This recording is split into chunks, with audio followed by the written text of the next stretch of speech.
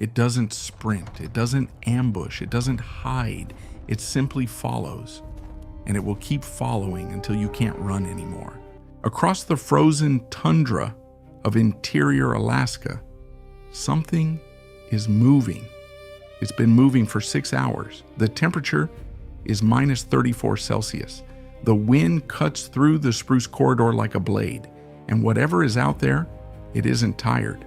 This is the Yukon-Koyukuk region of Alaska, one of the largest, most sparsely populated stretches of land on Earth. Consider the scale, a territory larger than the entire state of California, with fewer than 7,000 people. The sky here is not blue, it's white, permanent, heavy, pressing white. The ground is iron. The rivers are frozen solid enough to drive on. Somewhere beneath the snow, the permafrost has been frozen for 10,000 years, and threading through all of it, silent as breath, invisible against the birch trunks, a gray wolf pack is running. You can hear the crunch of each paw on the crust, a rhythm, methodical, patient beyond anything you might expect from a predator. Feel the cold in your chest, the absolute stillness between footfalls. This is not a chase, not yet. This is something older, something that goes all the way back to before wolves and humans learned to fear each other. The gray wolf, Canis lupus, is the largest wild member of the canid family. An adult male in Alaska can weigh over 60 kilograms. Its paws span up to 13 centimeters, larger than a human hand, functioning as natural snowshoes, distributing weight across the frozen surface that would swallow anything smaller. Look at those legs. They are disproportionately long for the body, built not for explosive acceleration but for something far more dangerous: endurance. Pure, sustained, untiring endurance. Consider this fact that might change your perspective on wolves. A single wolf can consistently cover 80 kilometers in a single day without stopping to rest. 80 kilometers. In conditions that would hospitalize a human within hours. That is not a sprint. That is a strategy. Most prey animals are built for short bursts of speed. A caribou can reach 70 kilometers per hour in a full sprint, but it cannot maintain that. A wolf knows this. The wolf doesn't need to be faster. It needs to outlast. Each body part is a survival instrument. The thick double-layered coat, a soft insulating undercoat beneath a longer water-repellent outer layer, holds body heat in temperatures that crack metal. The jaw exerts a pressure of 1,500 pounds per square inch. For reference, a domestic dog maxes out around 300.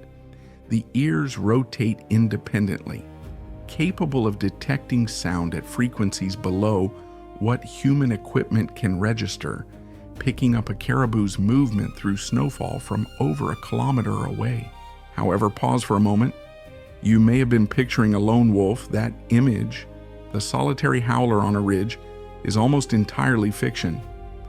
What actually makes the gray wolf the apex predator of Alaska isn't any single physical trait. It's architecture, social architecture. A pack is not a group of wolves traveling together. A pack is a single distributed organism with memory, hierarchy, and a strategy that shifts in real time. And that's not even the most unsettling part. The pack is moving now. 6 animals. An alpha pair, 2 subordinates, and 2 younger wolves running at the edges, learning. Watch how they fan out, not randomly, but in a deliberate crescent formation, which limits the escape angles of the caribou herd 300 meters ahead. The alpha female, almost always the strategic anchor of a hunt in Alaskan packs, holds position. She isn't rushing, she is reading. The herd detects the pack. The caribou explode into motion, hooves cracking the ice, breath bursting in clouds, the noise of it carrying across the flat, white expanse like thunder. And the wolves don't sprint, they jog. They let the herd run. They let the panic metabolize, because fear is exhausting. A caribou running in full panic burns through its energy reserves at 4 times the normal rate. The wolf pack knows exactly what it's doing. It has known for 100,000 years. A lesser-known aspect, rarely depicted in documentaries, is the testing phase. Before a wolf commits to a chase, it observes for behavioral signals: a limp, a delayed reaction, an animal that turns its head at the wrong angle. This is not instinct. Researchers at the International Wolf Center have documented packs abandoning hunts after testing herds, then resuming 3 hours later when conditions shifted. That is strategic patience. That is planning. That is something we don't usually associate with predators. The wolves have their target now, a juvenile caribou on the outer left flank, slightly slower to turn, slightly less coordinated in the deep snow. 2 wolves peel off the formation and angle toward it, not directly, at a calculated diagonal that cuts off its path to the denser part of the herd. The caribou veers right into the space where the alpha male has been quietly repositioning for the last 4 minutes. The geometry clicks into place. One can sense the shift. The air pressure changes, followed by a sudden silence before the closing sprint, marking the moment when the outcome becomes certain. The pack moves as one. The snow erupts. And then the hunt concludes, swiftly and effectively, without any gratuitous or prolonged struggle. Just the cold and the ravens beginning to circle and the pack already breathing steady again. But here's where it gets stranger. The kill is not theirs alone. Wolves in Alaska are not endangered. The population fluctuates but currently sits at an estimated 7,000 to 11,000 individuals statewide, one of the healthiest concentrations of Canis lupus on the planet. However, the coexistence of wolves and humans in this region has led to significant discussions and varying perspectives on wildlife management in the United States. Between 2003 and 2020, wildlife management efforts in Alaska included programs that reduced wolf populations in certain areas, with stated goals to support subsistence hunting. The scientific basis for these programs has been subject to ongoing discussion and review. Peer-reviewed ecological studies suggest wolves regulate prey populations in ways that benefit overall ecosystem health, controlling overgrazing, maintaining river corridors, preventing disease spread through herds. Here's the contrast no one talks about.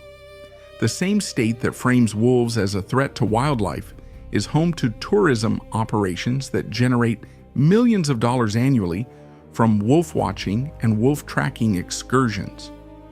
Denali National Park, just 350 kilometers south of prime wolf territory, has built part of its international identity around the possibility of seeing a wolf pack. The predator is both villain and commodity, depending on who's counting and why. The data on wolf attacks on humans is unambiguous. In all of North America, there have been fewer than a dozen verified fatal wolf attacks on humans in recorded history. Compare that to domestic dogs, responsible for an estimated 30 to 50 human deaths annually in the United States alone. The fear is not proportional. The fear is inherited, ancient, pre-rational, woven into something deeper than logic. So here is a different way to see what you just watched. The wolf pack isn't a killing machine. It's a regulation system. Every hunt maintains the genetic integrity of the prey population. The sick, the slow, the structurally weak are removed, and the herd becomes harder, faster, better calibrated to survive. Remove the wolves, as has happened across most of the continental United States, and you get what ecologists call a trophic cascade. Prey populations explode, overgraze riverbanks, destabilize soil, reduce the tree cover that keeps streams cold enough for fish. The wolves aren't destroying the ecosystem, they are the ecosystem. In Yellowstone, where wolves were reintroduced in 1995 after a 70-year absence, rivers physically changed course within a decade, not because wolves touched the water, but because their presence changed where elk grazed, which allowed riverbank vegetation to recover, which stabilized the banks, which altered river flow. Biologists call it the ecology of fear. The wolf doesn't have to kill everything, it just has to exist. In interior Alaska, on a ridge above the Koyukuk River, a wolf stops, looks back over the white expanse. The ravens have landed. The pack begins to nourish itself. And somewhere 3 kilometers east, a caribou calf that was born last spring is running faster now than it ran yesterday. Because something has been chasing it. Because something always has. And that pressure, that unrelenting, ancient, intelligent pressure, is exactly what made it strong enough to survive at all. The wolf doesn't need you to admire it, but you should probably understand it. Share in the comments if you were aware that wolves influence river courses. It's a fact many find surprising. This content is for those who are genuinely curious about how the world functions. If you know someone living near Alaska or in a similar wilderness environment, this information might be particularly relevant to them. And this is only part of the story. What we haven't covered yet about the wolf's communication system and how packs coordinate across distances is something else entirely.